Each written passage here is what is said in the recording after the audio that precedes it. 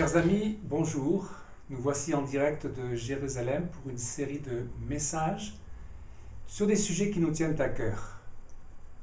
Vous nous connaissez pour beaucoup d'entre vous, Gérald et Sophie, et nous diffusons des articles, des messages à l'aide de notre site Shalom Israël, de notre revue Sonner la trompette et également d'ouvrages sur des sujets comme Israël et l'Église, la prophétie, comme également la géopolitique, et bien sûr l'histoire d'Israël, mais la fin des temps.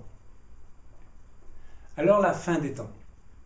C'est difficile d'éluder le sujet d'Israël et de la fin des temps du champ eschatologique. J'emploie un gros mot, l'eschatologie, tout simplement, eschatos du grec eschatos qui signifie la fin dernière de l'homme, et donc l'étude de cette fin. Il y a un mot en hébreu que je préfère, c'est le mot ketz. C'est surtout le prophète Daniel qui en parle et d'autres prophètes également, mais je citerai ce prophète Daniel. Daniel 8, 19. Gabriel me dit, je vais t'apprendre ce qui arrivera au jour de la colère, car il y a un temps marqué pour la fin. Les Moed Ketz. Daniel 12, 9. Va, Daniel, ces paroles seront tenues secrètes et scellées jusqu'au temps de la fin. Ceux qui auront du discernement comprendront.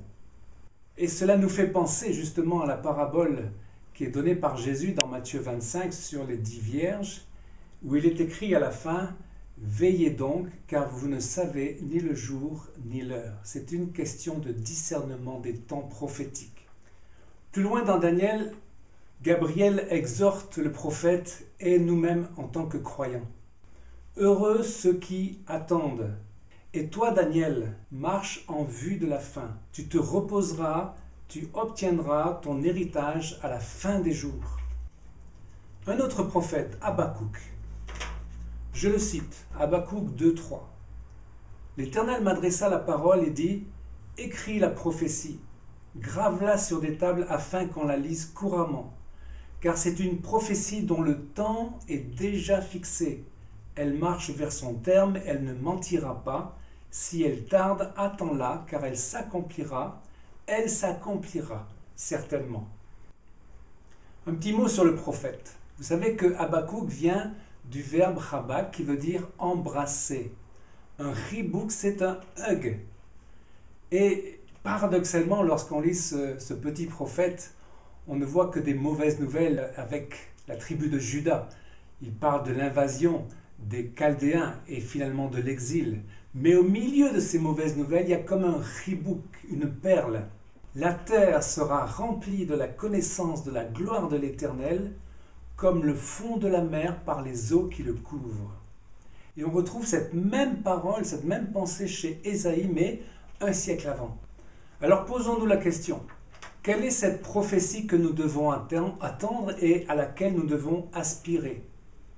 Eh bien, c'est la gloire de Dieu, l'avènement du roi des rois devant établir le royaume de paix et de justice sur la terre. Que dit le Nouveau Testament? Je lis 2 Pierre 3, 12. Attendez, désirez ardemment et hâtez l'avènement du jour du Seigneur.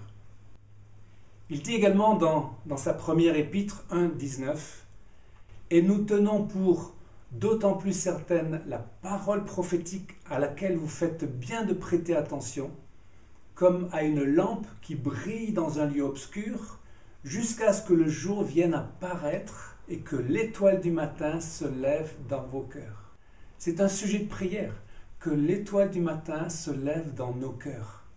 Alors voilà, ces vidéos sont simplement l'expression d'un partage de Jérusalem. Nous croyons que l'Église a besoin de focaliser sur ces temps derniers dans lesquels nous vivons. Et c'est indispensable que les chrétiens d'aujourd'hui aient ce type de nourriture. Et pour finir, je pense à Habakkuk. Malgré toutes les mauvaises nouvelles, il termine son message par une merveilleuse parole d'encouragement et d'espérance. Là aussi, elle est englobée, insérée dans un tissu de mauvaises nouvelles, et je le lis. Habakkuk 3, 18. Le figuier ne fleurira pas, la vigne ne produira rien, le fruit de l'olivier manquera, les champs ne donneront plus de nourriture, les brebis disparaîtront du pâturage et il n'y aura plus de bœufs dans les étables, c'est beaucoup de ténèbres.